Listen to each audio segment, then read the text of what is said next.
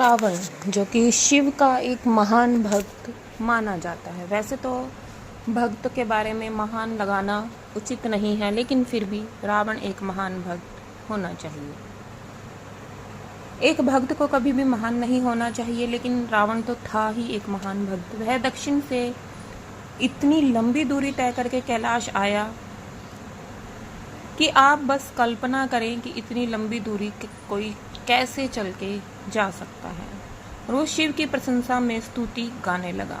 उसके पास एक ड्रम था, जिसकी ताल पर उसने तुरंत ही 1008 छंदों की रचना कर डाली, जिसे शिव तांडव स्तोत्र के नाम से जाना जाता है। उसके संगीत को सुनकर शिव बहुत ही आनंदित व मोहित हो गए। रावण गाता जा रहा था। गाने के साथ साथ उसने दक्षिण की ओर से कैलाश पर चढ़ना शुरू कर दिया। जब रावण लगभग ऊपर तक आ गया और शिव उसके संगीत में मंत्रमुग्ध थे, तो पार्वती ने देखा कि एक व्यक्ति बहुत ही ऊपर आ चुका है। अब ऊपर शिखर पर केवल 2 लोगों के लिए ही जगह है। तो पार्वती ने शिव को उनके खुशी से, हर्ष उन्माद से बाहर लाने की कोशिश की। वे बोली कि वह व्यक्ति बिल्कुल ऊपर आ गया है, लेकिन शिव अभी भी संगीत और काव्य की, रावण यानी कि जो शिव तांडव स्तोत्र सुना रहा था, कर रहा था, उसकी भक्ति में आनंदित थे और वो पूरी तरह से खोए हुए थे। पार्वती माता ने बहुत कोशिश की और अंत में वो संगीत के इस खुशी से, इस रोमांच से शिव जी को बाहर ले आई, यानी कि शिव जी जो है जाग गए।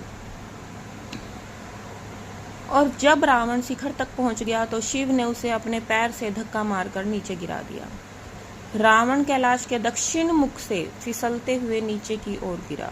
दक्षिण मुख से ही उसने चढ़ाई शुरू करी थी, तो वहीं से वो नीचे गिरना शुरू हो गया। ऐसा कहा जाता है कि उसका ड्रम उसके पीछे घिसिट रहा था, क्योंकि उसके हाथ में ड्रम था, तो वो भी उसके पीछे घिस रहा था। और जैसे जैसे रावण नीचे जाता गया, उसका ड्रम पर्वत पर ऊपर से नीचे तक एक लकीर खींचता हुआ चला गया।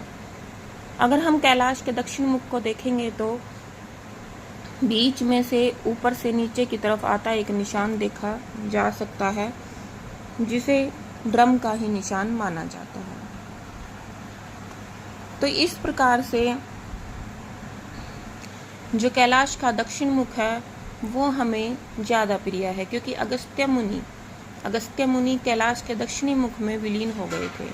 तो शायद सिर्फ एक दक्षिण भारतीय ही है कि हमें कैलाश का दक्षिण मुख ज़्यादा पसंद है, और हमें लगता है कि ये सबसे ज़्यादा सुंदर है, क्योंकि यहाँ पे सबसे ज़्यादा बर्फ़ है और उसी की वजह से ये सफ़ेद दिखाई देता है।